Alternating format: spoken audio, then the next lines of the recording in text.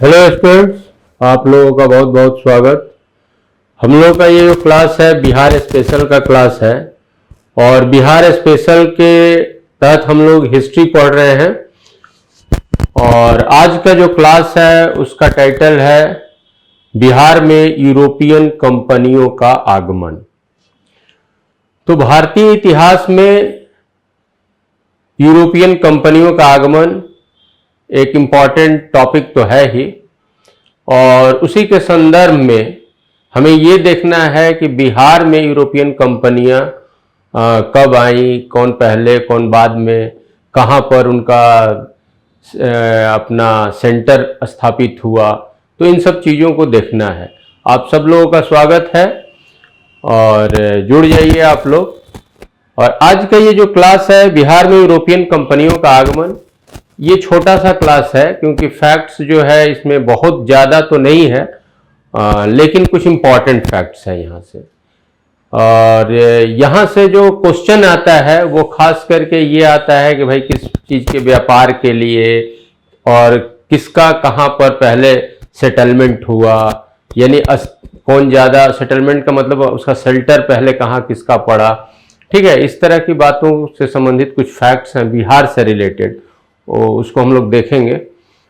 तो अपने एग्जाम के लिए यानी बीपीएससी पीटी के लिए इस फैक्ट से कुछ बातें संभावित है कि भाई वहाँ से क्वेश्चन हो सकता है, कभी कभी रहा भी है, तो इसको हम लोग देखेंगे। इसके पहले थोड़ी सी भूमिका के तहत या यूरोपियन कंपनियों का आगमन भारत के संदर्भ में किस रूप में हुआ, क्यों हुआ, और फिर बिहार का उसमें क्या इम्पोर्टेंस था उस समय, इन सारी चीज़ों को पहले हम लोग थोड़ा समझ लें और उसके बाद जो बिहार से रिलेटेड फैक्ट्स है उसको हम लोग देख लेंगे।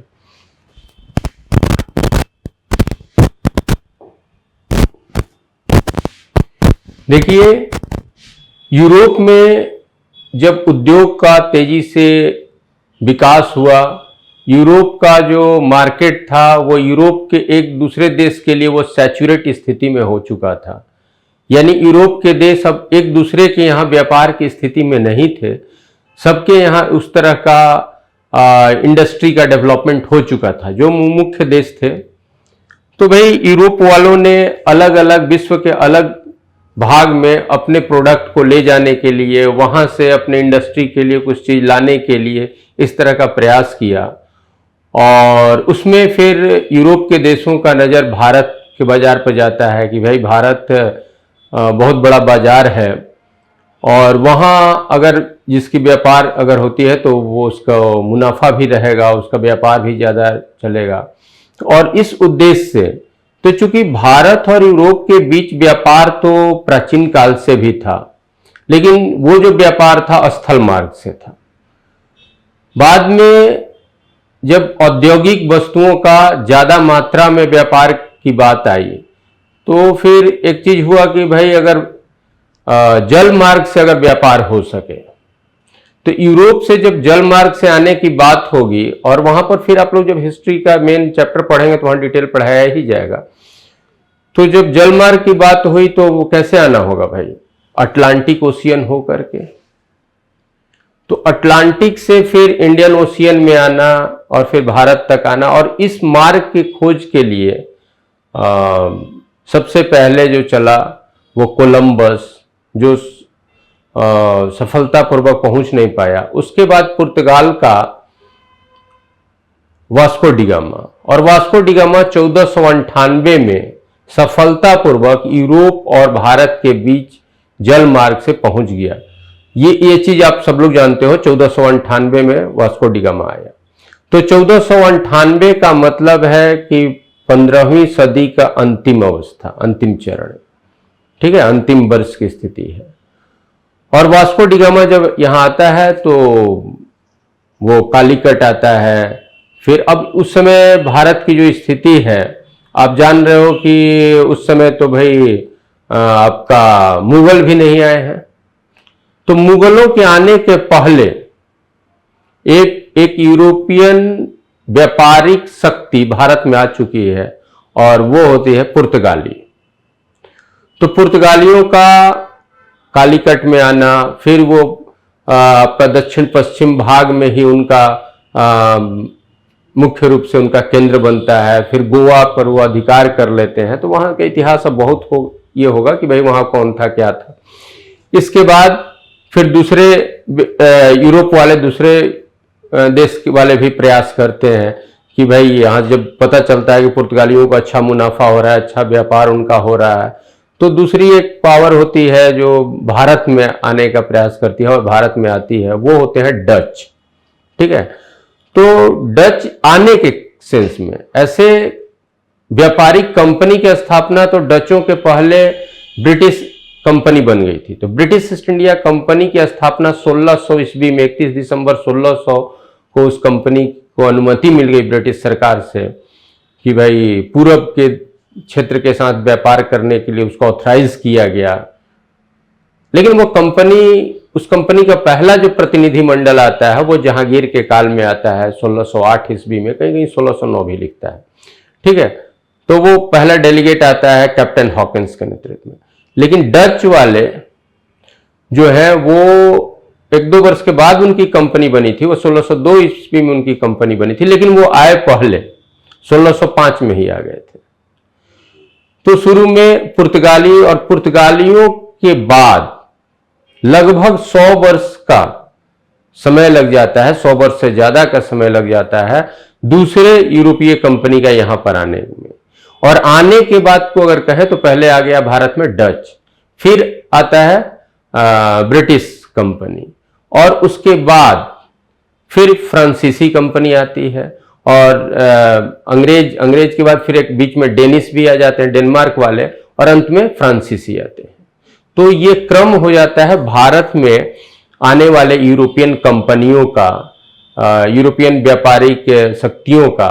तो उसमें पहले पुर्तगाली आने की स्थिति में, फिर डच, और फिर ब्रिटिश, और उसके बाद आपका डेनिश डेनमार्क से, और अंत में फ्रांसीसी। तो जब यूरोपीय शक्तियां, यूरोपीय व्यापारिक कंपनियां भारत में आकर व्यापार कर रही हैं, तो इस क्रम में बिहार पर भी नजर जाता है, भाई बिहार के बाजार में भी चलना है। तो यहां पर एक चीज सामान्य रूप से है कि भाई चूंकि पुर्तगाली बहुत पहले आ चुके थे, तो पुर्तगालियों का भारत में पहले आगमन और बिहार में भी पुर्तगालियों का आगमन व्यापार की दृष्टि से पहले रहा है, इसमें कोई दो राय नहीं है। तो बिहार में भी सबसे पहले कौन यूरोपियन व्यापारिक शक्ति या व्यापारिक कंपनी बिहार के क्षेत्र में आई, तो आप बोलेंगे पुर्तगाली।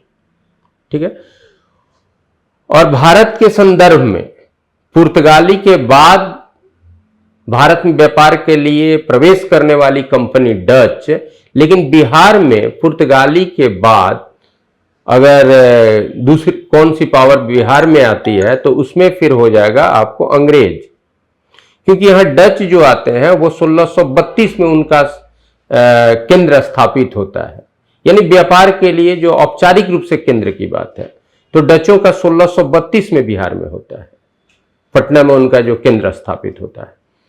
ठीक है, और ये कहा जाता है कि अभी जो आपका पटना कॉलेज है उस स्थान पर ही डचों की फैक्ट्री, और यहाँ फैक्ट्री कहने का मतलब होता है व्यापारिक केंद्र। फैक्ट्री का मतलब ये नहीं कि वहां से कोई प्रोडक्शन हो रहा है, कोई इंडस्ट्री हो रहा है, उस सेंस में नहीं, उसके व्यापारिक केंद्र को भी फैक्ट्री बोला जाता था, गोडाउन को भी, वेयर हाउस को भी फैक्ट्री के सेंस में लिखा गया है। तो बिहार के सेंस में पुर्तगाली चूंकि भारत में पहले आए थे, तो बिहार में भी उनका संपर्क पहले हो चुका था। उनके बारे में आप स्पष्ट रूप से किस ईयर में वो बिहार में आकर के अपना सेंटर खोले थे वो स्पष्ट नहीं है, लेकिन ये स्पष्ट है कि पुर्तगालियों का व्यापारिक संबंध बिहार से भी बहुत पहले से हो चुका था। हाँ, बिहार में आने वाली पुर्तगालियों के बाद की अगर पावर है बिहार में, तो अंग्रेज कहेंगे। बहुत से बुक में आप इसमें इस बात पे लोग कंफ्यूजन कर देता है, क्योंकि बिहार में अंग्रेजों का जो एक शेल्टर था वो पटना में 1620 में शुरू हो गया था। एक उनका गोडाउन या व्यापारिक केंद्र 1620 में शुरू हुआ था, लेकिन वो तुरंत बंद हो गया, 1621 में वो बंद हो गया, लेकिन खुला तो था, बिहार पहुंच तो चुके थे वो, ठीक है। हाँ, फिर जो प्रभावकारी रूप से उनका केंद्र जो बिहार में शुरू हुआ वो आपका 1651 में गुलजार बाग में, जहां पर बोला जाता है कि आज जो गवर्नमेंट प्रिंटिंग प्रेस है वहां पर उनका पहले गोडाउन या फैक्ट्री खुल चुकी थी। तो बिहार के संदर्भ में हम कहेंगे कि पुर्तगाली के बाद अंग्रेज 1620 में पुर्तगाली का शेल्टर यहां खुलता है, यहां पर उनका फैक्ट्री गोडाउन खुलता है 1632 में, और फिर जो प्रभावकारी शेल्टर मतलब कि रहता है अंग्रेजों का वो 1651 में, और उसके बाद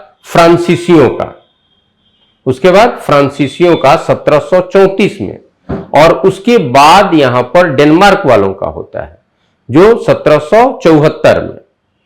तो भारत के संदर्भ में सबसे बाद में आने वाली अगर व्यापारिक कंपनी कहेंगे तो फ्रांसीसी कंपनी कहेंगे, लेकिन बिहार के संदर्भ में सबसे बाद में आने वाले व्यापारिक कंपनी अगर कहें तो वो डेनमार्क की कंपनी है, डेनिश। और डच का मतलब वो जो नीदरलैंड या हॉलैंड कहा जाता है तो वहां के निवासी को डच कहा जाता है, ठीक है। तो बिहार में ऐसे सामान्य रूप से ये क्वेश्चन नहीं पूछता है, ठीक है, कि सबसे बाद में, हाँ ये पूछता है कि भाई किस स्थान पर किसका शेल्टर स्थापित हुआ था, क्योंकि यहाँ थोड़ा सा कंफ्यूजन रहता है तो वो क्वेश्चन नहीं करता है। लेकिन अगर क्वेश्चन आए कि बिहार में सबसे पहले कौन यूरोपियन व्यापारी या यूरोपियन व्यापारिक शक्ति बिहार में सबसे पहले कौन आई, तो जैसे भारत में पुर्तगाली वैसे बिहार में भी पुर्तगाली, इसमें कोई दो राय नहीं है। उसके बाद पूछे कि पुर्तगालियों के बाद, अगर ऐसा पूछे कि पुर्तगालियों के बाद बिहार में किस यूरोपियन कंपनी की फैक्ट्री खुली, तो आप बोलोगे फिर अंग्रेजों का, क्योंकि मैं ये कह दे रहा हूं कि 1620 में ही अंग्रेजों की एक फैक्ट्री, एक गोडाउन, एक वेयर हाउस जो भी कहो वो पटना में खुल चुकी है। लेकिन ये तुरंत ही 1621 में ये बंद हो गई, ठीक है। और उसके बाद प्रभावकारी रूप से अंग्रेजों का जो वेयर हाउस यहां खुलता है, गोडाउन खुलता है, फैक्ट्री खुलता है, वो 1651 में। फिर 1651 के बाद भी अंग्रेजों की फैक्ट्री यहां बंद होती है, ठीक है, फिर बाद में शुरू होती है, वो 2-3 बार ऐसा हुआ है। लेकिन मुख्य रूप से फिर आप देखोगे कि 1713 में फिर उनकी कंपनी बंद हो जाती है, ठीक है, और फिर 1717 में फारूक सियार जो फरमान देता है, उसके बाद फिर 1718 में उनकी कंपनी शुरू हो जाती है, ठीक है। तो इस तरह की स्थिति बनी रहती है। तो आप जानते हो कि भाई जो यहां पर हम लोगों का खास करके आप देखोगे कि बंगाल में जब उनकी स्थिति हुगली में स्थापित हो जाती है तो वो बिहार से जुड़ जाते हैं। दूसरी बात, भाई बिहार भी व्यापार यूरोपियन कंपनियों के लिए एक आकर्षण का केंद्र रहा। क्यों भाई? तो ये पहले मुगल काल से भी या उससे पहले भी बिहार का बाजार एक मायने रखता था, और चूंकि बंगाल से भी ये हमारा जुड़ा हुआ था और उस समय नदी मार्ग से व्यापार होता था। ये यूरोपियन भी जो थे ना, जैसे मान लें कि उनका मुख्य रूप से बंगाल में सेटल्ड है, तो बंगाल से जब वो आते थे तो वो नदी मार्ग से गंगा होते हुए पटना पहुंचते थे। दूसरी बात जो हम लोग इसमें देखेंगे कि यहां से वो लोग करते क्या थे भाई, तो यहां से सामान ले जाना, ठीक है, और वो खास करके अंग्रेज सब जो फिर वो बंगाल ले जाते थे, और बंगाल में चूंकि पोर्ट था उसके बाद उसका, और मुख्य रूप से ये यहां के बने हुए सामानों को भी ले जाते थे और भारत में ही दूसरे जगह बेचते थे, और साथ साथ बंगाल के बाजार में।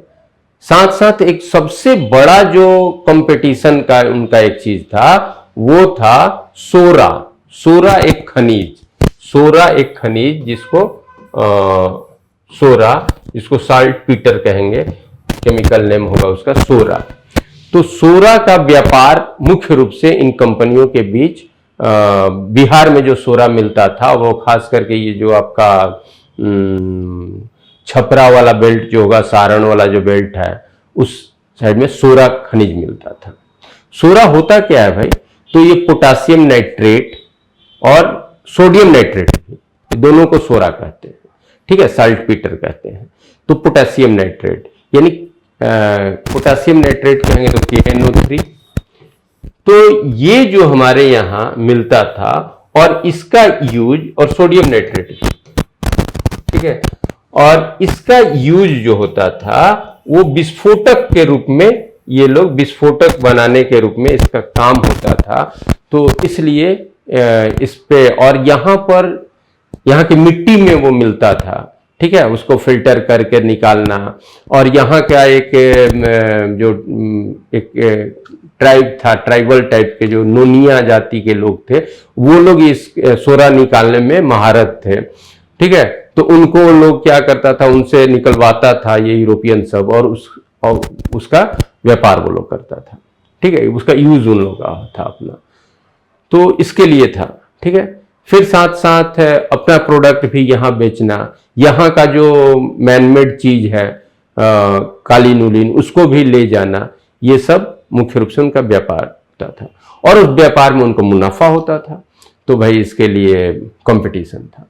अब है कि ये सारी बातें तो एक सामान्य है। अब हमारा क्वेश्चन कैसे आएगा, ठीक है। तो क्वेश्चन के रूप में यही होगा कि भाई किसका शेल्टर पहले खुला, किसका बाद में खुला, किसका कब बंद हुआ, किसको किसने समाप्त किया, इस तरह के जो फैक्ट्स हैं उससे हमारा क्वेश्चन यहाँ पर हो सकता है, ठीक है। तो इसमें कुछ ही फैक्ट्स होगा जो हम लोग देख लेंगे, लिखा हुआ भी है, हम आपको पढ़ के सुनाएंगे और समझा देंगे उसको।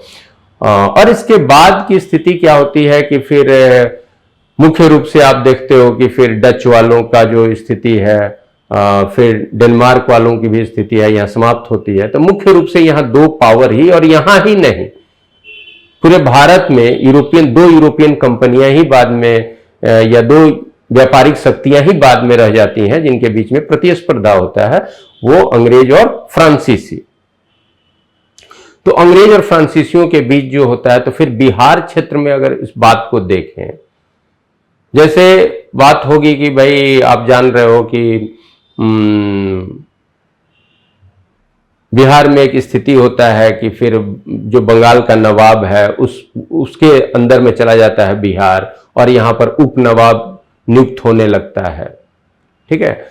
और अलीवर्दी खां जो यहाँ का उप नवाब था, फिर बंगाल का नवाब बन जाता है, ठीक है। और उसके बाद अलीवर्दी खां का उत्तराधिकारी जो होता है वो सिराजुद्दौला होता है।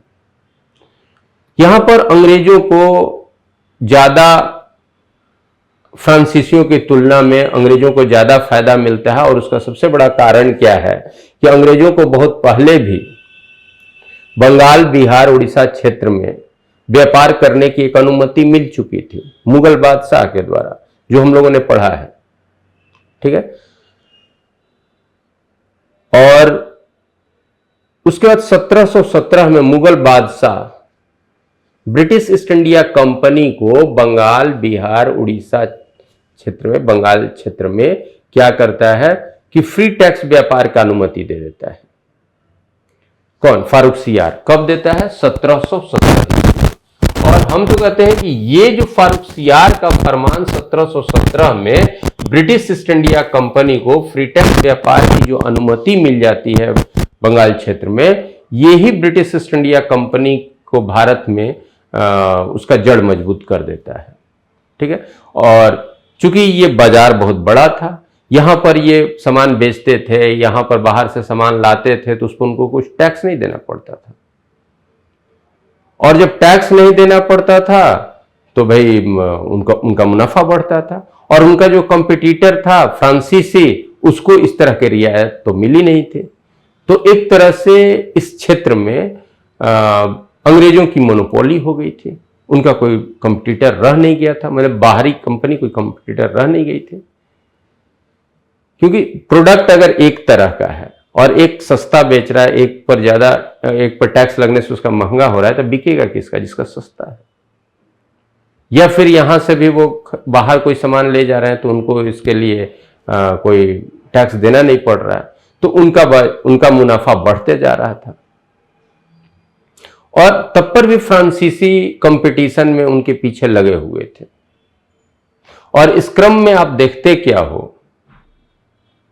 कि फिर आप प्लासी का युद्ध जानते ही हो।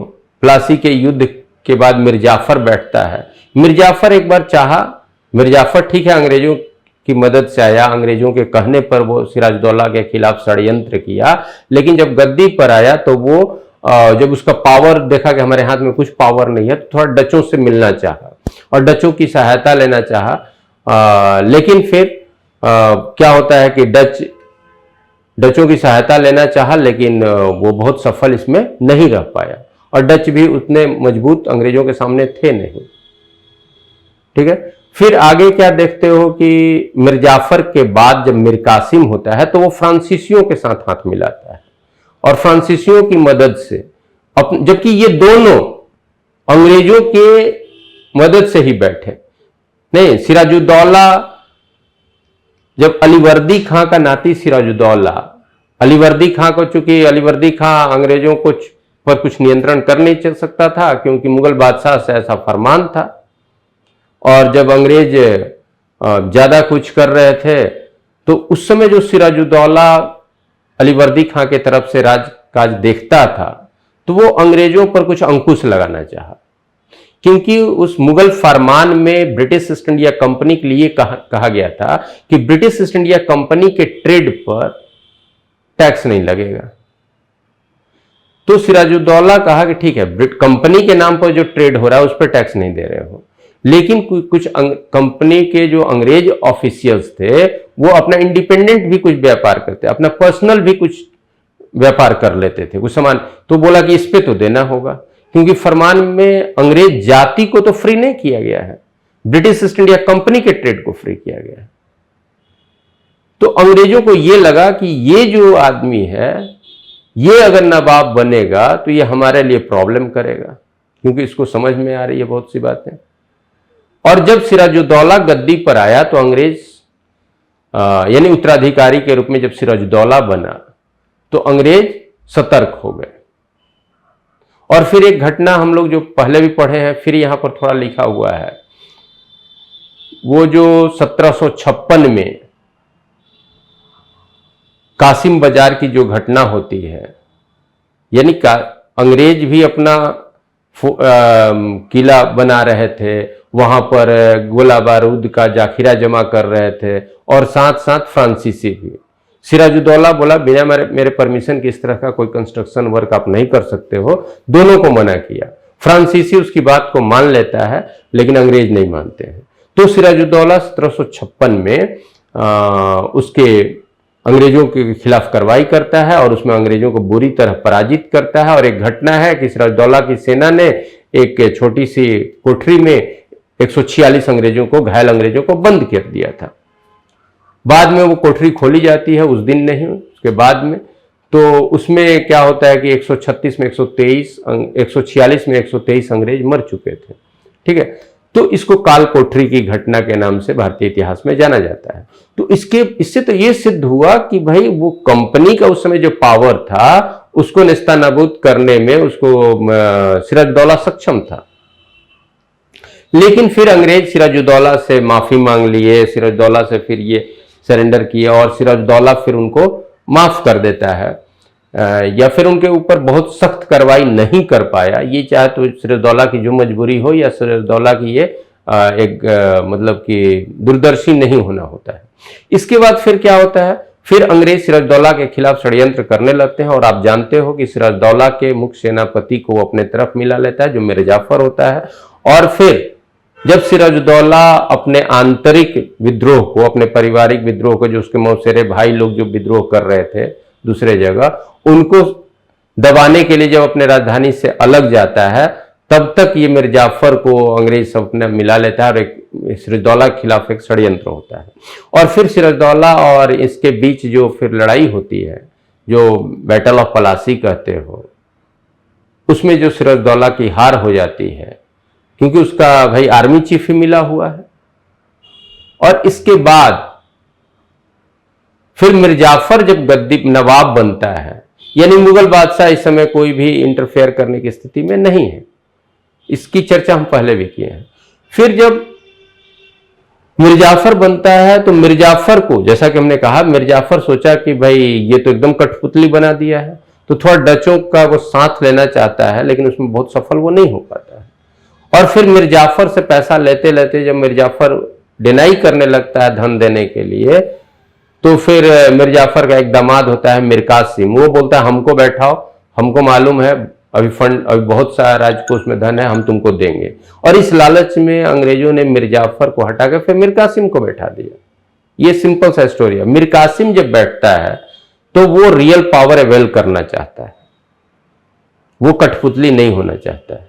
और तब मीर कासिम फ्रांसीसियों से, जो एक अन्य यूरोपीय जो शक्ति यहां पर, फ्रांसीसियों के साथ हाथ मिलाता है और फिर अंग्रेज मीर कासिम के विरुद्ध कार्रवाई करते हैं। मीर कासिम को भागना पड़ता है और मीर कासिम फिर भाग के कहाँ जाता है, अवध के नवाब से मिलता है। और अवध के नवाब शुजाउद्दौला और तत्कालीन मुगल बादशाह शाह आलम सेकंड और मीर कासिम, ये तीनों मिलके, इसकी चर्चा हम लोग पहले भी की है, थोड़ा इसमें भी शायद लिखा हुआ है।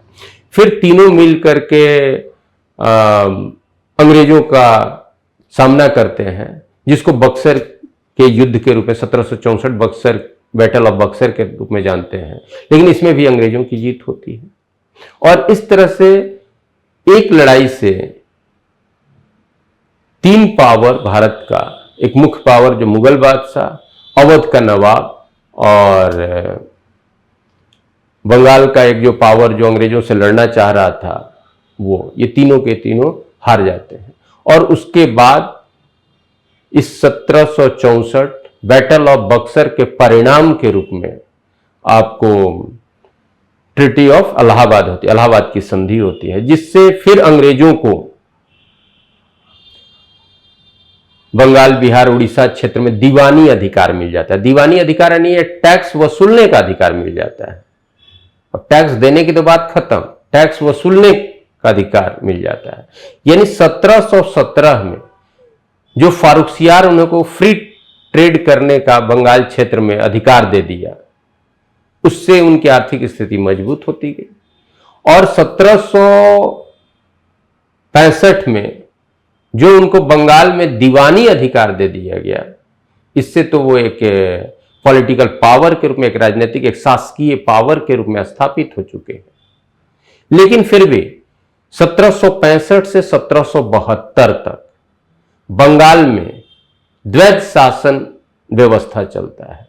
यानी ये द्वैध शासन व्यवस्था कैसा था भाई, तो टैक्स लेगा British east India company, tax लेगी ब्रिटिश ईस्ट इंडिया कंपनी, और जनता के बारे में जो करना है वो नवाब करेगा।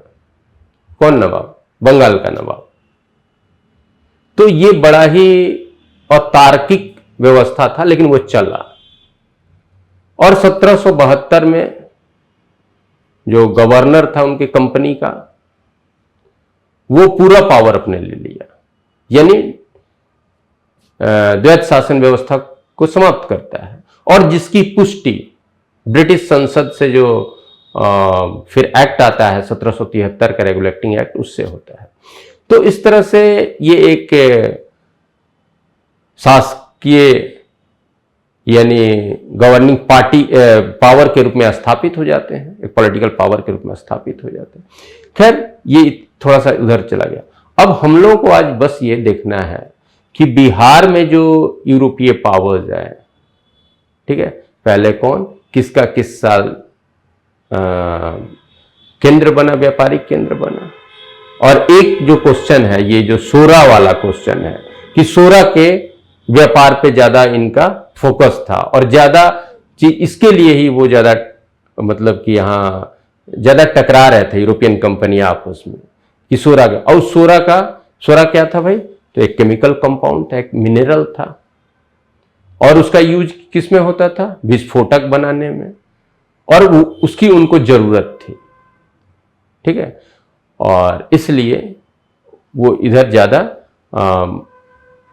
ऐसा कुछ नहीं करेंगे सिर्फ सोरा के लिए ही, और भी जो कमोडिटी का ले जाना और कमोडिटी को लाना, ये चीज उनके साथ था। लेकिन सोरा जो था उनके लिए एक बिहार के, खास करके बिहार में ये मिनरल हमारा मिलता था और ये उनके यहाँ के लिए उनका बहुत बड़ा आकर्षण का चीज था। ये क्वेश्चन फ्रेम्ड हो सकता है। तो अभी आज स्लाइड में जो भी आपके सामने जो स्क्रीन पर होगा उसको थोड़ा हम लोग पढ़ के देखेंगे। और दूसरी बात कि इसके बाद, चूंकि हम मेन हिस्ट्री के सारा टॉपिक में नहीं जा रहे हैं, हम लोग को चूंकि यहाँ बिहार स्पेशल कर रहे हैं, तो बाकी तो वहाँ कराया जाएगा, वहाँ पर आप देखोगे ही।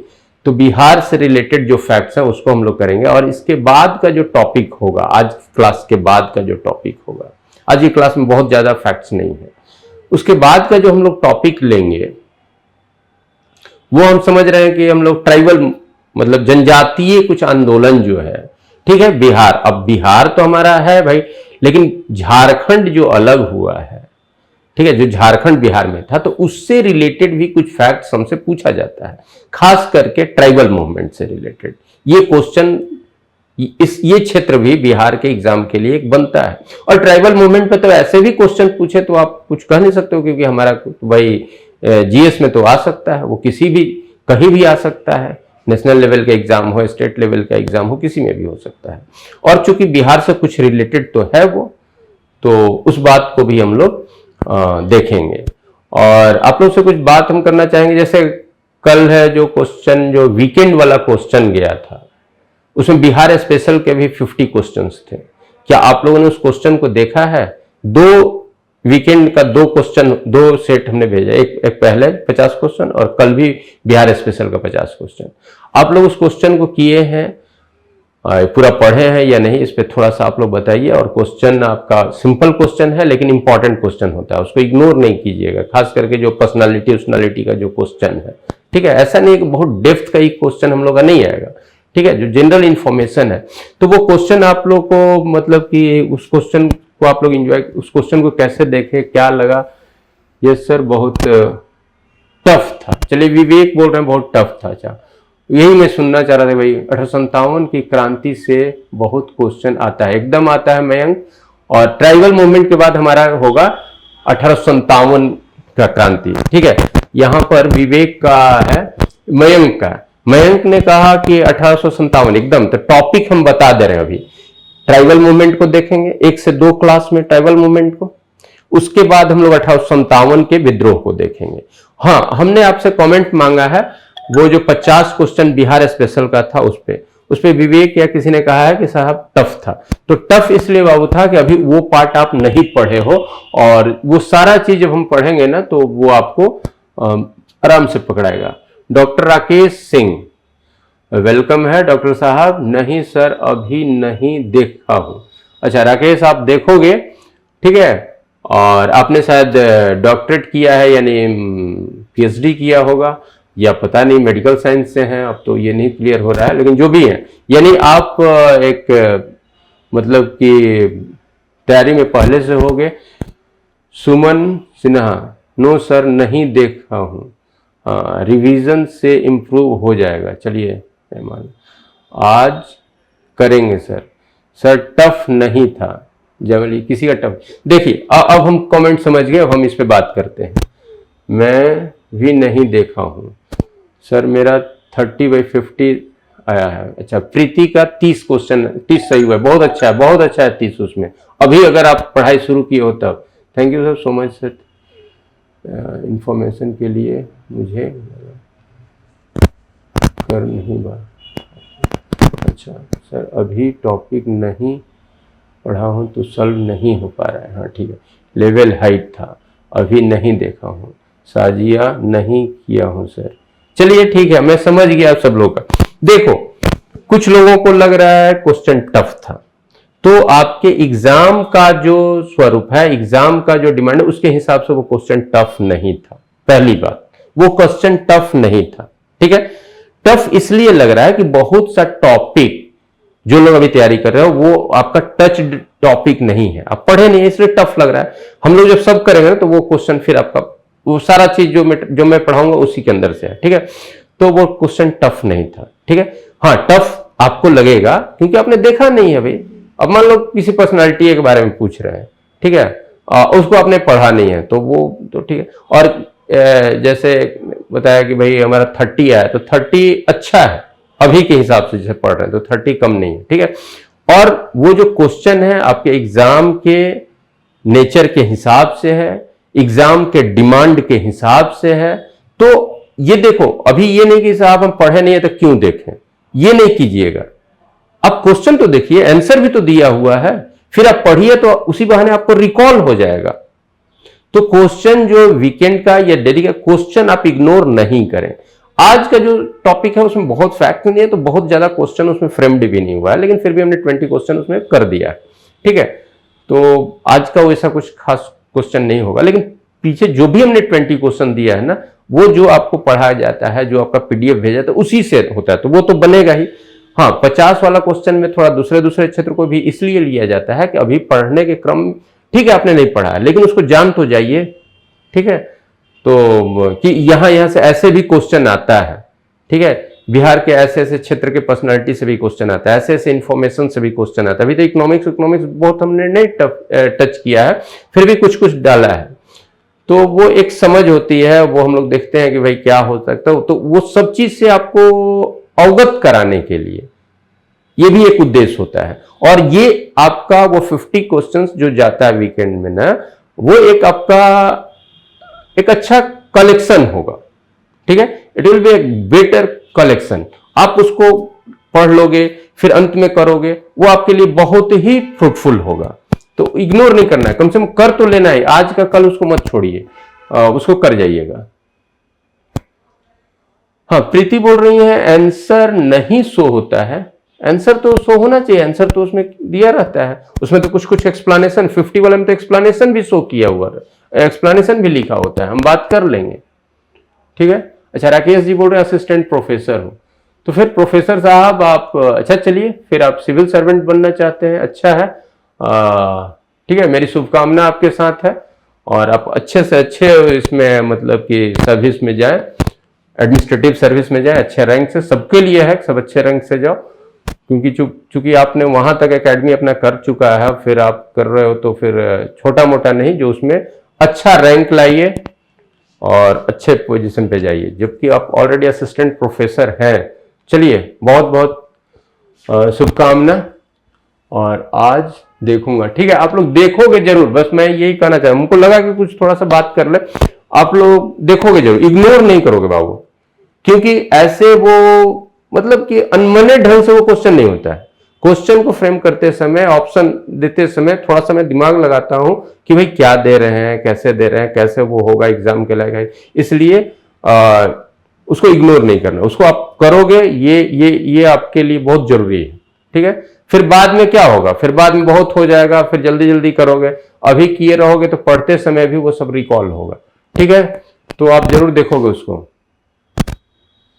हाँ, प्रियदर्शनी का है, क्लास बहुत ज्यादा हो जाता है। देखिए, वो तो मैं पहले ही बोला हूं, क्लास ज्यादा होता है तो आप लोगों के लिए ही किया जा रहा है ना, आप उसको मैनेज कीजिए थोड़ा सा, मतलब अब क्या कहें, हम पढ़ना तो है आप ही को, ठीक है, वो आप ही को ढोना है, वो तो करना होगा, ठीक है। अब जैसे हो, और कब तक, एग्जाम तक, नौकरी लेने तक ही ना, फिर तो आराम ही है। तो अभी मेहनत करने से मत डरिए, ठीक है। फिर तो आप भाई साहब बनोगे, हाकिम बनोगे तो फिर आराम ही आराम है ना। थोड़ा स्ट्रिक्ट भी हो जाइए, हमें फायदा हो। कैसे स्ट्रिक्ट हो भाई जान? अच्छा चलो, थोड़ा डांट लगा, बोलते रहेंगे, डांट क्या लगाएंगे, बोलते रहेंगे, आप लोग करो। और बीच बीच में हम क्वेश्चन भी कभी कभी बीच बीच में पूछेंगे और नाम लेके बोलेंगे आप आंसर दो इसका, ठीक है। जो क्वेश्चन पूछा गया है उसी में से, कभी बीच बीच में हम क्वेश्चन पूछेंगे और सीधे आप में से किसी का नाम बोलेंगे, आप आंसर भेजो इसका, तो होगा।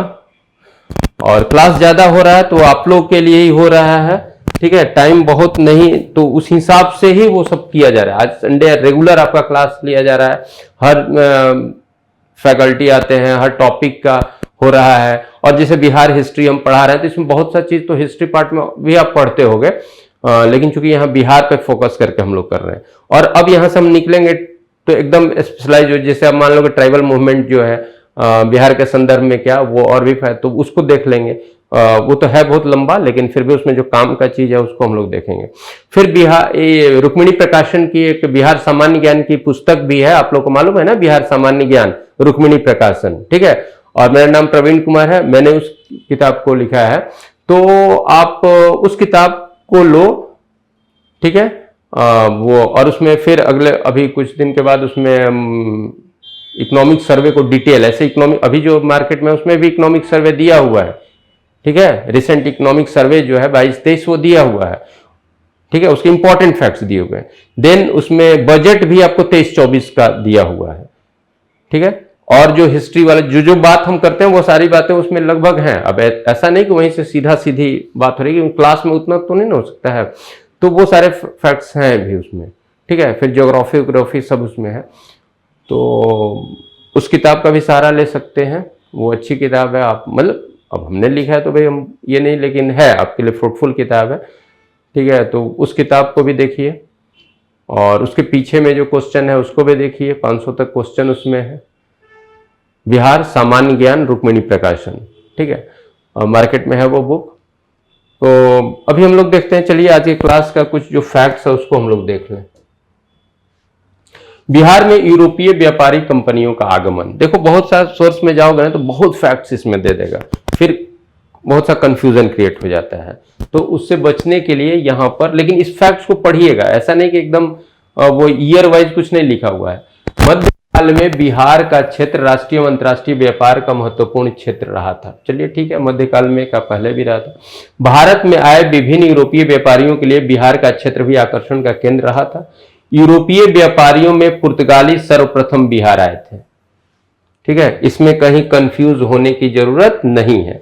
और पुर्तगाली कब आए थे बिहार में, कब उनका सेटल, ये स्पष्ट नहीं मालूम है, लेकिन सबसे पहले पुर्तगाली है। पुर्तगालियों का व्यापारिक केंद्र बंगाल के हुगली में था। हुगली से वे नाव द्वारा पटना आते थे, जो हमने बताया जल रूट से। और पुर्तगाली अपने साथ मसाले, चीनी, मिट्टी के बर्तन साथ लाते थे और पटना से सूती वस्त्र, कालीन एवं अन्य वस्त्र ले जाते थे। यानी पुर्तगाली का एक चीज यहां निकला कि जो हमने बताया था कि सोरा के लिए बाद में कंपटीशन जो होता था यूरोपियन कंपनियों के बीच में, तो सोरा के व्यापार में ये पुर्तगाली इन्वॉल्व नहीं थे, ठीक है। ये सोरा के चक्कर में नहीं थे, ठीक है, उनको ज्ञात भी नहीं होगा, ठीक है। तो सोरा क्या है, एक मिनरल है, ठीक है, ठीक है। और वो पोटेशियम नाइट्रेट है या सोडियम नाइट्रेट भी उसको भी बोलते हैं, और दोनों मिलता था, दोनों मिला हुआ रहता था, और किस तरह से, खैर उस प्रोसेस पे हमको नहीं जाना है। तो सोरा और उस खनिज का प्रयोग वो किसके लिए करते थे, विस्फोटक बनाने में। चलिए, पुर्तगालियों के पश्चात अंग्रेज व्यापारी बिहार आए, और यहां पर मैं थोड़ा फोकस करना चाहता हूं कि बहुत से किताब में ये 1620 वाली बात है। किताब का बात हम इसलिए कर रहे हैं ना कि भाई आप भी तो कहीं पढ़ते होगे ना, तो ये चीज हटा देता है। लेकिन 1620-21 में उनका एक व्यापारिक केंद्र पटना में स्थापित हुआ था, 20 में, और 21 में वो बंद हो गया, तुरंत बंद हो गया था, ठीक है। इसलिए इसको इग्नोर किया जाता है। लेकिन क्वेश्चन, क्योंकि बीपीएससी इस तरह का क्वेश्चन यहां से ऐसा उठाता है, तो भाई पुर्तगालियों के बाद कौन से यूरोपियन पावर बिहार में या किस यूरोपीय शक्ति का केंद्र पटना में स्थापित हुआ था, ऐसा अगर क्वेश्चन पूछेगा तो फिर आपको पुर्तगाली के बाद किसको कहना है, अंग्रेज को कहना है। नीदरलैंड के निवासियों को डच कहा जाता है, खैर आप जानते हैं। बिहार में डच व्यापारियों का आगमन पहली बार 1632 ईस्वी में हुआ था, ये इंपॉर्टेंट हो गया। तो बिहार में डचों का आगमन कब हुआ, 1632 ईस्वी में, ये इंपॉर्टेंट है। डचों ने 1632 में वर्तमान पटना कॉलेज, ये बहुत से बुक में लिखा हुआ है भाई, इस पे तो कोई मेरा रिसर्च तो है नहीं, लेकिन यह है कि भाई इनका पटना में केंद्र 1632 में स्थापित हुआ। आज बोला जाता है कि आज जो पटना कॉलेज, पटना यूनिवर्सिटी का जो पटना कॉलेज है, ठीक है, आगे हम लोग बिहार के शिक्षण संस्थान पर भी आएंगे क्योंकि बहुत कुछ पढ़ना है, इधर से हम लोग निकले जल्दी। तो अब पटना कॉलेज का स्थापना कब हुआ, पटना साइंस कॉलेज का स्थापना कब हुआ, पटना यूनिवर्सिटी का तो आप जानते हो ठीक है, तो पटना यूनिवर्सिटी की स्थापना होने के पहले पटना कॉलेज की स्थापना है। तो ये कब स्थापित हुआ, ये सब बात थी। तो पटना कॉलेज आज जहां है उसी जगह पर डचों का व्यापारिक केंद्र यानी फैक्ट्री, और हमने बताया कि फैक्ट्री का मतलब ये नहीं कि वहां से फैक्ट्री आज जो सेंस में समझते हो इंडस्ट्री जहां से कुछ प्रोडक्शन हो रहा हो, ऐसा नहीं है। ठीक है, उस समय व्यापारिक केंद्र को ही या उनका गोडाउन जो है उसको भी फैक्ट्री टर्म हिस्ट्री में यूज किया गया उसके लिए। बिहार में डचों की पहली फैक्ट्री थी, कहां? 1632 में, जहां आज पटना कॉलेज है। बिहार से डचों का मुख्य रुझान सोरा व्यापार के लिए था। ये इनके लिए जाए, सोरा व्यापार के लिए। ठीक है, इनको पता चल गया होगा उस चीज का। बिहार से सोरा के अतिरिक्त चीनी, अफीम एवं सूती वस्त्र के व्यापार भी डचों की रुचि थी, अफीम का भी। ठीक है, लेकिन इतना ऐसा क्वेश्चन फ्रेम नहीं करेगा आप, वो मुख्य रूप से सोरा समझिएगा। बिहार, बंगाल एवं उड़ीसा में व्यापार करने की अनुमति के लिए भारत में डच कंपनी का प्रमुख नाथियस वैगडेन मुगल बादशाह औरंगजेब से 1662 ईस्वी में एक फरमान प्राप्त करने में सफल रहा था।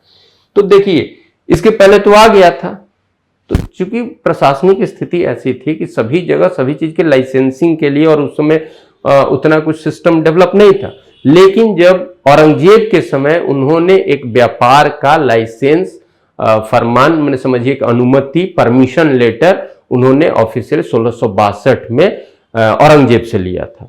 तो इस नाम से भी, और शायद हमने क्वेश्चन भी बना दिया है कि इस डच जो ऑफिसर था या हेड ऑफ द सेंटर जो था कंपनी का जो हेड था, वो मुगल बादशाह औरंगजेब से कब फरमान लिया? तो 1662 में, या औरंगजेब से 1662 में डच के किस प्रमुख ने अनुमति लिया, ये दोनों इंपॉर्टेंट होगा। 1665 में फ्रेंच यात्री ट्रेवेनियर पटना आया, ये भी इंपॉर्टेंट है, और छपरा भी गया था, क्योंकि उस समय छपरा सोरा उद्योग का एक बड़ा केंद्र था। वो कौन है? फ्रांसीसी है। ठीक है, डच, फ्रेंच और ब्रिटिश के बीच सोरा व्यापार पर नियंत्रण के लिए संघर्ष होता रहा।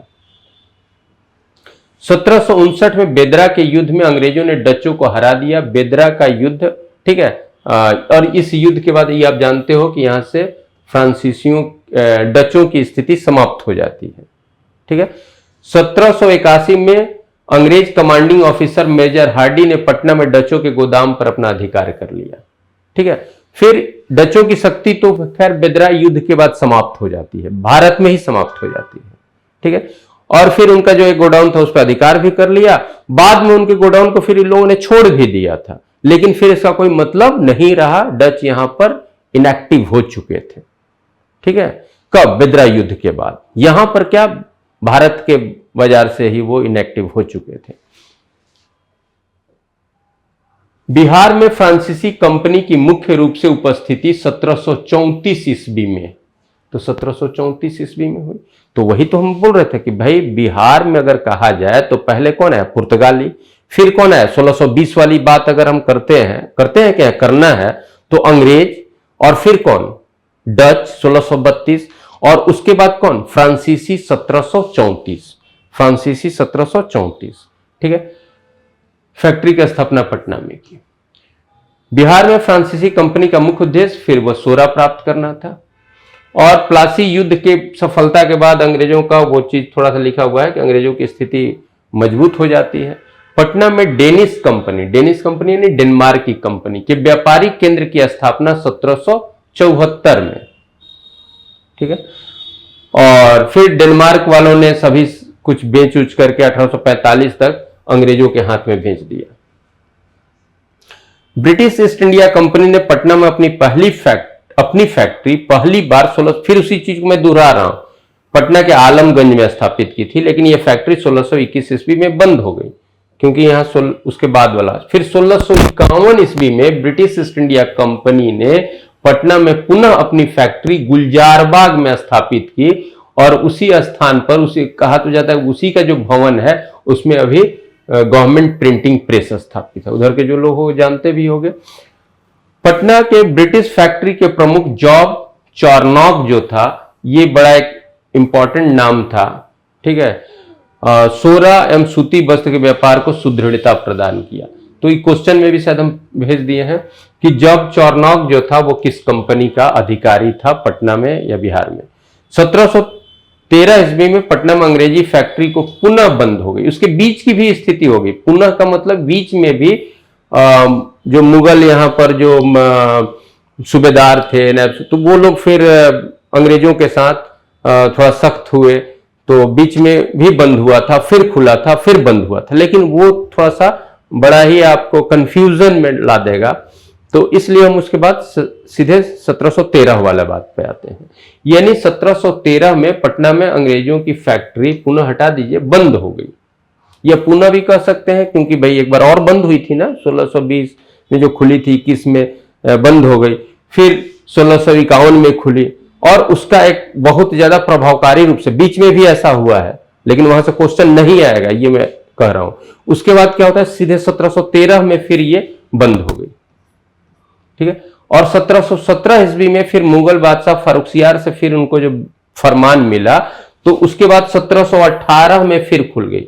तो क्वेश्चन यहां फ्रेम हो सकता है कि 1713 में जब ब्रिटिश कंपनी पटना में बंद हो गई, मैंने फैक्ट्री नॉट कंपनी पटना में बंद हो गई, तो फिर उसके बाद किस वर्ष खुली, तो ये क्वेश्चन हो सकता है। तो फिर 1718 में ये ओपन होती है। यहां पर मुगल बादशाह का फरमान भारत में ब्रिटिश शक्ति की, तो फिर मेन हिस्ट्री का बात हो जाता है, थोड़ा हमने यहां पर रिपीट कर दिया है। 1733 ईस्वी में अलीवर्दी खां बिहार का नायब नजीम, ये पहले भी हम लोग पढ़े हैं। 1740 ईस्वी में अलीवर्दी खां ने सरफराज खां को मार डाला था, और फिर यह हुआ।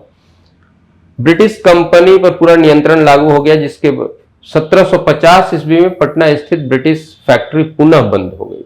यानी 1713 में क्या हुआ, बंद, फिर खुला कब, 1718 में फिर खुला, और फिर जाकर के ये 1750 में फिर क्या हो जाता है, बंद हो जाता है। ये तो खैर ये सूबेदार की बात हो गई भाई, अलीवर्दी, ये आप जान भी रहे हो, नहीं तो पढ़ भी लोगे। 1756 में बंगाल के नवाब अलीवर्दी खां की मृत्यु के पश्चात कौन आया, सिराजुद्दौला आ गया।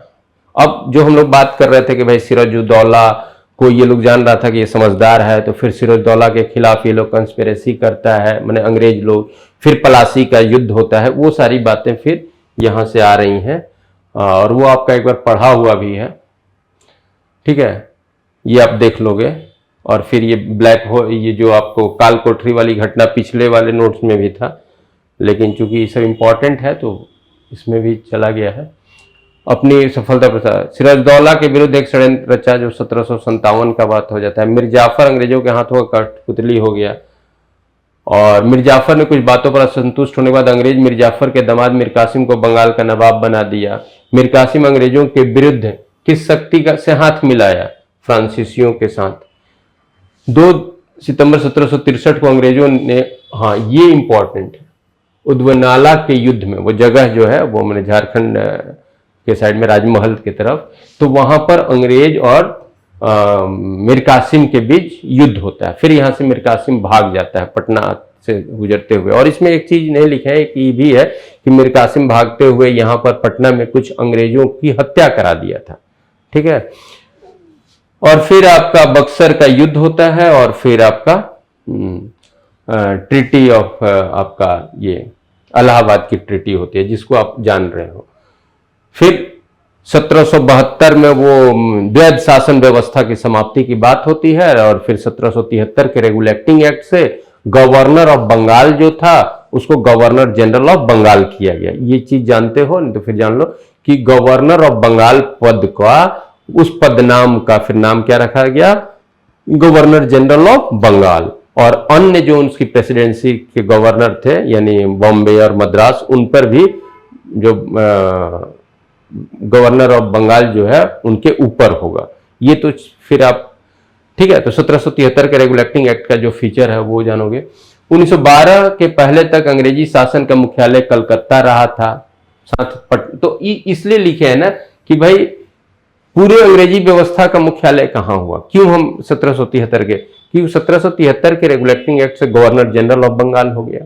तो भाई भारत में जो भी अंग्रेजों की गतिविधि है उसका सबसे मुख्य केंद्र कौन हो गया, कलकत्ता। और चूंकि उसी प्रोविंस से हम जुड़े हुए थे, तो हमारा भी ये जो बाजार है वो एक मुख्य बाजार के रूप में उनका रहा। ठीक है, और फिर आप जानते हो कि भाई उसके बाद एक लंबे समय के बाद 1912 में, ठीक है, बिहार जो होता है वो बंगाल से अलग होता है। ठीक है, उसके साथ उड़ीसा भी, और फिर 36 में उड़ीसा अलग होता है। ये सब चीज अब जान रहे हो, पहले भी हम लोग बिहार परिचय में पढ़े होंगे। ठीक है, इस तरह से बात है। तो हमने बताया कि इसमें बहुत ज्यादा फैक्ट नहीं, शुरू में किस कंपनी का कब यहां पर सेंटर खुला उस सब चीज को आप याद कर लोगे। और कल से हम लोग यानी नेक्स्ट क्लास कल ही रहेगा, जो जनजातीय आंदोलन का जो चीज है उसको हम लोग शॉर्ट में देखेंगे, कौन सा जनजातीय आंदोलन का कौन नेता था और कहां पर हुआ था। ठीक है, एक एक जनजातीय आंदोलन का करके इनका कुछ क्वेश्चन है। मोहम्मद हुसैन का, सर विदाउट पीडीएफ की जब आप कहानी के तहत बताते हैं तो वो अच्छा, हाँ हुसैन का है कि सर पीडीएफ के बजाय अब जब कहानी, तो पीडीएफ के बजाय यहां पर देखो, यहां कुछ फैक्ट दिखाना था, इसलिए यहां बहुत कहानी बन नहीं रही थी। और कहानी बनती तो फिर वही आपका बंगाल वाला बात आ जाता है। बात समझ रहे हैं ना, कि वो फिर आपको प्लासी का युद्ध और ये और फिर मिर्जाफर, ये सारी बातें आ जाती हैं। लेकिन चूंकि यहां पर हम उसको इसलिए नहीं कर रहे हैं कि हम लोग चूंकि बिहार स्पेशल का बात कर रहे हैं, अब उस कहानी को फिर हम लेंगे तो फिर कुछ दूसरे ढर्रा में चले जाएंगे, और फिर आप क्या होगा ना कि बिहार का जो मेन फोकस करना, बिहार वाला फैक्ट, उससे थोड़ा सा हट जाओगे।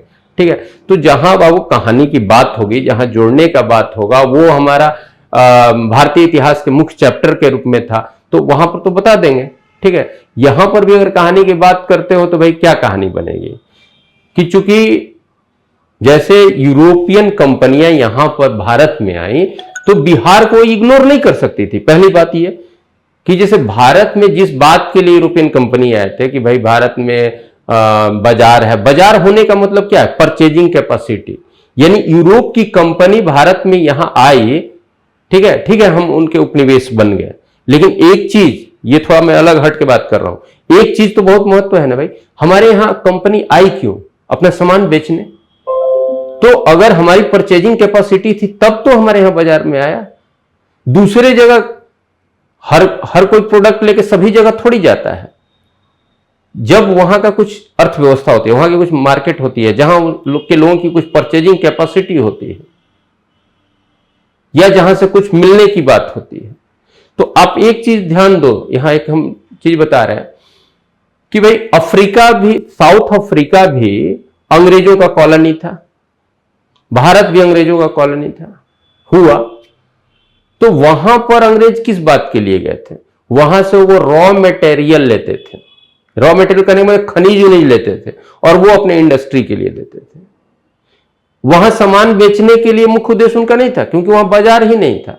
आज अगर कोई महंगा प्रोडक्ट आपके पास है, जैसे हम एग्जाम्पल बता रहे हैं कि मान लो कि कोई महंगा आइसक्रीम देख लो, ठीक है, तो उसको कहां बेचने जाओगे, कोई अच्छे शहर में बहुत महंगा आइसक्रीम है, पता चलता है कि 200 रुपया कप का ये आइसक्रीम है, तो उस तरह का आप कहां खोलोगे उसका जो दुकान, या उसका जो तो कहां खुलेगा, जहां के लोग इसकी खरीदने की क्षमता रखते हो या उनके टेस्ट में ये हो, तब तो हमारे यहां यूरोपियन कंपनियां जो आई वो मुनाफा कमाने के लिए आई।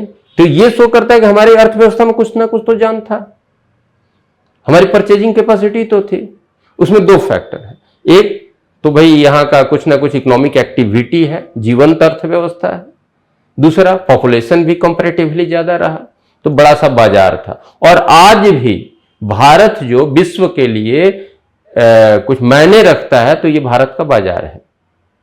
और भारत, कोई बाजार किसी के लिए मायने रखता है, इसका मतलब उसका पॉजिटिव कुछ चीज है ना भाई, कि वो यहां से कुछ खरीद सकता है, उसकी परचेजिंग कैपेसिटी है।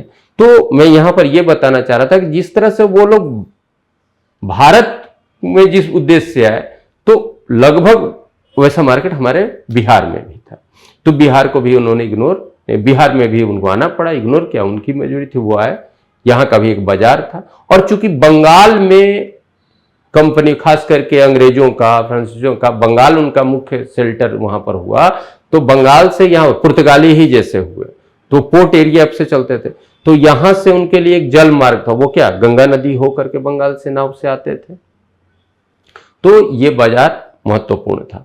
अब मध्यकाल की बात अगर करते हैं तो मध्यकाल में भी तो हमारा कोई इग्नोर्ड एरिया तो नहीं ना था, चाहे आपका दिल्ली सल्तनत हो या मुगल के काल में रहे हो, तो मुख्य धारा में तो ये क्षेत्र था ही, तो इसकी एक अर्थव्यवस्था थी।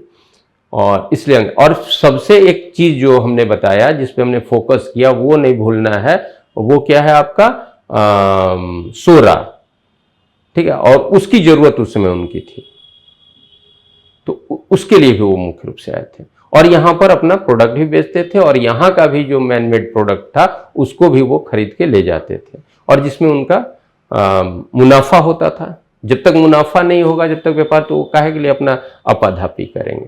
अब यहाँ पर जो स्टोरी की बात है, तो कोई डायनेस्टी वाइज तो वो चल नहीं रहा है। हाँ, यहाँ से स्टोरी फिर अगर बात होती है तो फिर यहाँ का सूबेदार, बंगाल का नवाब, ठीक है, या यहाँ का उप सूबेदार, बंगाल का नवाब, ये सब बातें, तो वो बातें लगभग कुछ हम लोग पढ़ चुके हैं कि भाई किस काल में यहाँ कौन था, ठीक है, बंगाल में कौन था, और लिस्ट भी हमने दिया है।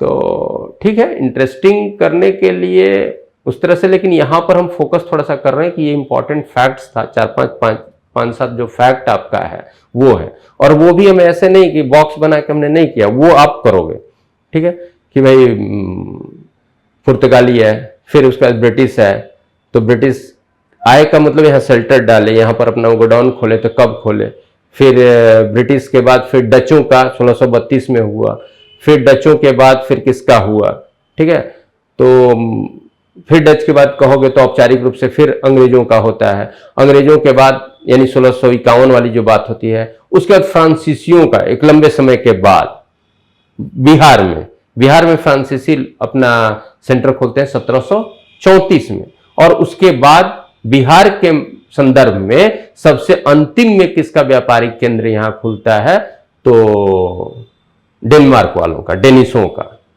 ठीक है, और सबसे फर्स्ट में किसका, पुर्तगालियों का।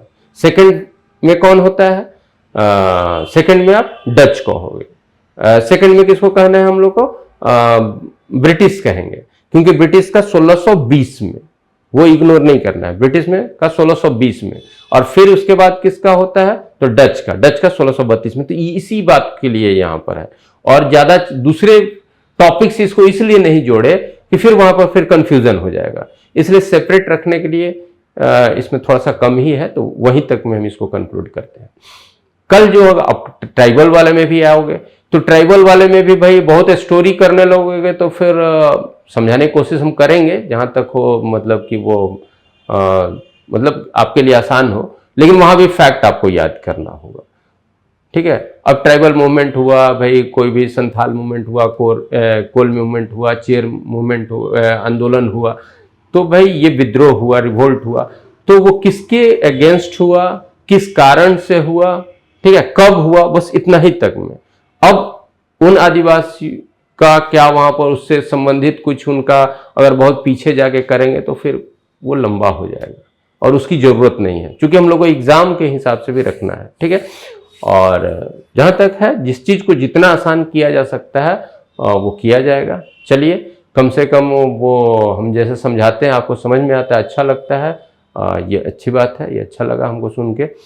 तो फिर ये सारे फैक्ट्स को आप कर लो। आज जो 20 क्वेश्चन भेजा गया है उसको आप लोग कर लीजिएगा, ठीक है। और एक असाइनमेंट भी भेजा जाता है, उसको क्या है ना कि जो चीज भेजा जाता है उसी में से खोज करके आपको बिंदुवार करने का, अपने तरीके से एक बिंदुवार करने का एक काम दिया जाता है।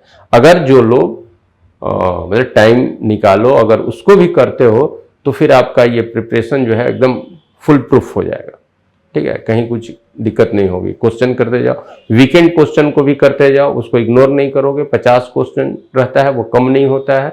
100 क्वेश्चन वीकेंड अभी तक जा चुका है, रोज 20-20 क्वेश्चन जा रहा है। आज का क्लास 14वां क्लास है, ठीक है। तो भाई 280 क्वेश्चन तो ऐसे हो गया, 100 क्वेश्चन ऐसे हो गया, तो इतना क्वेश्चन तो बिहार स्पेशल पर आपका जा चुका है, ठीक है। और मुख्य रूप से हिस्ट्री का अभी और भी बात है। अब नेशनल मूवमेंट की बात आएगी, ये ट्राइबल हम खत्म करेंगे, जो इंपॉर्टेंट होगा उसको कंक्लूड किया जाएगा जल्दी। वहां थोड़ा सा आप लोग को फैक्ट पे ही हम जाएंगे उस पर, ठीक है। वहां स्टोरी बहुत ज्यादा नहीं बन पाएगा, बनाएंगे भी तो वो क्लास थोड़ा लंबा हो जाएगा, ठीक है। उसके बाद हम लोग आएंगे 1857 से रिलेटेड फैक्ट पर, ठीक है। 1857 के रिलेटेड फैक्ट के बाद अब फिर वहां से हम लोग दूसरे तरह से आएंगे कि भाई 1857 क्या है, तो भाई 19वीं सदी का मध्य का काल है। अब 19वीं सदी के बाद का जो स्थिति है, तो भारत के परिदृश्य में क्या स्थिति होता है, वहां पर फिर मैं लेक्चर करूंगा, आपको समझाऊंगा, ठीक है। और उसके बाद जो भी मूवमेंट चलता है, नेशनल मूवमेंट जो भी चलता है, 1857 भी तो एक भाई नेशनल घटना ही है ना, तो उसमें भी बिहार की भूमिका है। और कोई ऐसा नेशनल मूवमेंट नहीं है, लगभग कोई ऐसा नेशनल मूवमेंट नहीं है, मेन स्ट्रीम का मूवमेंट, जिसमें बिहार कहीं ना कहीं बिहार की उसमें भूमिका न हो, बिहार से संबंधित तथ्य है। चाहे आप 1857 के बाद आ जाओ, तो भाई कांग्रेस की स्थापना कोई मूवमेंट नहीं, लेकिन कांग्रेस की स्थापना के संदर्भ में भी हमारे यहाँ के लोग तो भाई सजग हो ही चुके थे। इसके बाद अगर आप करते हो तो 1905 का जो बंगभंग आंदोलन होता है, स्वदेशी मूवमेंट होता है, ठीक है, बंगाल का है, तो उस समय तो हम बंगाल में ही थे ना, तो वहां का भी बात होता है। इसके बाद की बात अगर आपका उसके बाद आते हो, मुख्य जो बात है, तो भाई अगर होम रूल की भी बात आती है तो होम, उस पर हमने लिखा भी है, तो बिहार में भी होम रूल की गतिविधि रहती है, और उसमें हमारे कौन कौन लोग रहते हैं, क्या रहता है, वो बात हो जाएगा। होम रूल के बाद अगर आप करते हो, मान लो अब सत्याग्रह, माने चंपारण सत्याग्रह, तो गांधी जी का पहला प्लेटफॉर्म, ये गांधी जी का पहला मतलब कि मूवमेंट भारत में शुरू होता है, जो चंपारण सत्य, तो वो हमारे लिए बहुत महत्वपूर्ण है, वहां से क्वेश्चन रहा भी है, ठीक है। उसके बाद आप आते हैं तो फिर आपका ये उसके बाद असहयोग आंदोलन आ जाओ, तो असहयोग आंदोलन में से हम बिहार का फैक्ट हमको पढ़ना ही पड़ेगा, ठीक है। सविनय अवज्ञा आंदोलन में बिहार असहयोग हो, सविनय हो, यानी सिविल डिसोबीडियंट मूवमेंट जो सविनय अवज्ञा कहेंगे।